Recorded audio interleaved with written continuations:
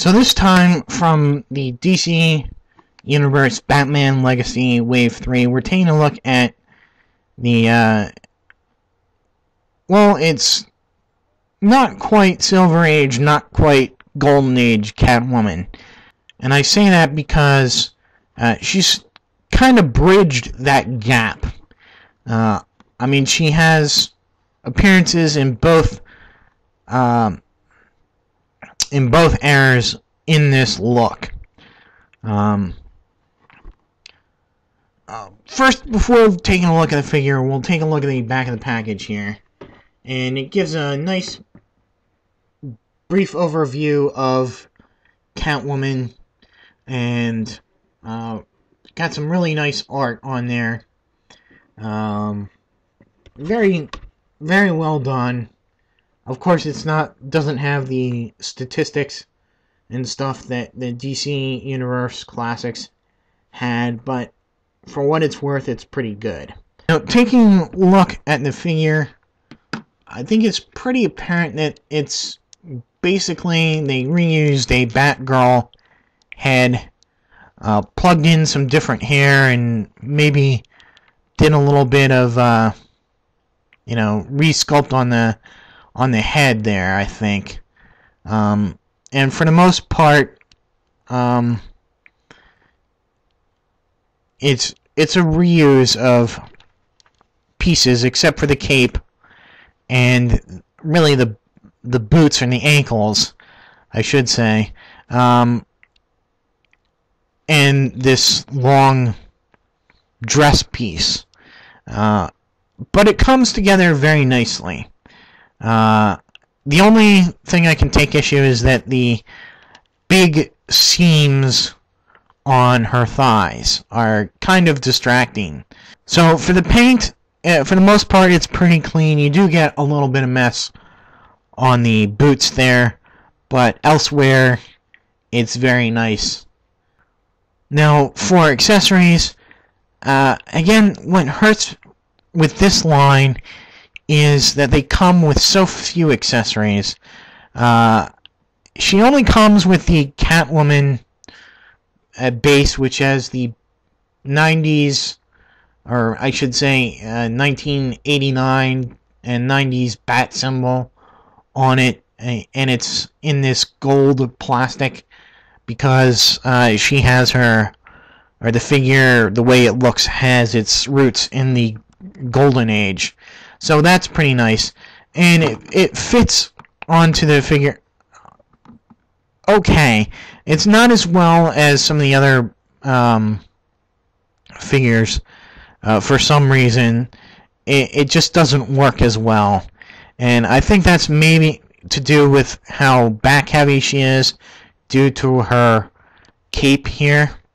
And that's kind of unfortunate. It's hard to stand up even on the base, and that's something you don't want to have happen. I mean, that's the whole purpose for a base, is so that you don't have to worry about your heavier figures falling over. And it's mainly because her boots here have heels on them.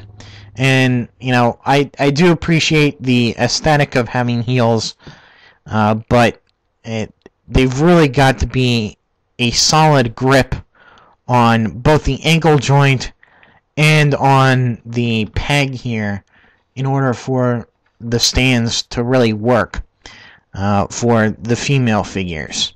And otherwise, it's a trick in kind of balancing her. I mean, she will stand like that. She'll stand perfectly for maybe days, and then just all of a sudden, a walking by or vibrations in the, on the floor will jostle her into a position where she'll just fall down, and she'll take everybody out on the shelf. Which is kind of unfortunate. So the only other accessory that she comes with is the cover to Batman number 65. and which really, I think, showcases this costume for the first time. And you know, it's a nice cover, and you know, not one of your more iconic covers, but it's cool to get nonetheless. Again, you do have a problem with these things being rolled up so tight, is that you really have to put a lot of weight on them in order to get them to flatten out. And even with a bunch of books flattening these guys out, they still have, you know, roll up like that. They didn't give her the whip, which is unfortunate. It could have easily just reused pieces that they've already used with other versions of Catwoman. You know, and it's unfortunate. So, for articulation, she's pretty much got the standard DC Universe female articulation. Her head is a little bit limited by her long hair, and so it does go left and right, forward a little bit, back, not too much, but still there. Her arms do go all the way around, out and in, rotate at the bicep, bend at the elbow, rotate at the wrist.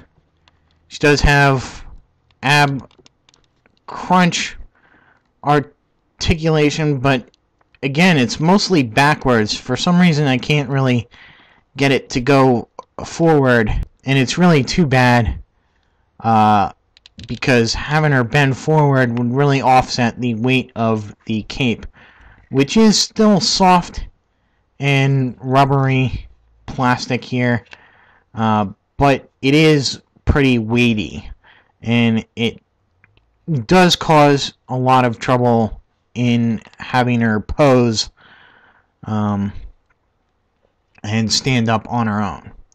Now, she does have waist articulation, but it really breaks up the sculpt of the figure pretty terribly. So I'll pretty much just leave her facing forward. Her legs do go forward about that much, and back and out to the side. She does rotate lower down on the thighs, bend at the knee, single joint, and bend forward and back at the ankles, which are pretty loose and do also contribute to her difficulty in standing up on her own. Now, this suit of the Catwoman, it really isn't her first appearance suit, because she does wear a sort of a more, just like a dress look, like an evening dress. This is more of a costume, an intermediate thing between dress and costume. I think the first time when she appears as the Cat in Batman #1 in 1940, and again, she's just called the Cat. It's a simple green dress. She then moves to a black suit, sort of, I think it's tight. It may be a dress, but I think it's tights, and she actually wears a more feline cat head mask. She then moves to a dress with the hood and ears look, and then to this purple and green dress slash costume, which, again, purple and green seems to be a big villain combination of colors, and hey, it worked for the Joker, so that was probably their decision in giving this scheme to Catwoman. Now, she kind of disappears from the comics for about 10, 11 years. For about like 1954 to 1966, and that was primarily due to the comic code rules in the portrayal of women. But she makes her first reappearance, I think, in Lois Lane number 70. And it's in a different suit than this, I believe. More akin to the 60s Catwoman suit. The television show.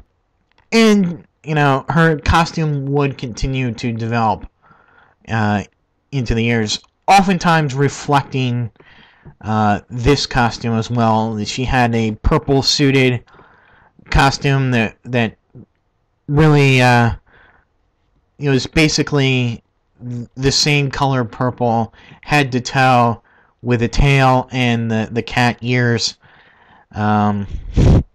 with the hair in the back, left free in the back. But where I remember this suit from, and I think a lot of people do, is basically the Earth 2 version of Catwoman basically settles on this suit as her suit. And of course she reforms and marries Batman, or Bruce Wayne actually, and they have a daughter, Helena, who then becomes the Huntress when the Catwoman is murdered, and because she refused to give in to some blackmail. And again, she normally uses either a bullwhip or a cat o' nine tails whip, and so it's really kind of confusing as to why they didn't include one or the other. So I guess that'll be it for the what I'll call this the Earth 2 Catwoman. And until my next video, I'll see you.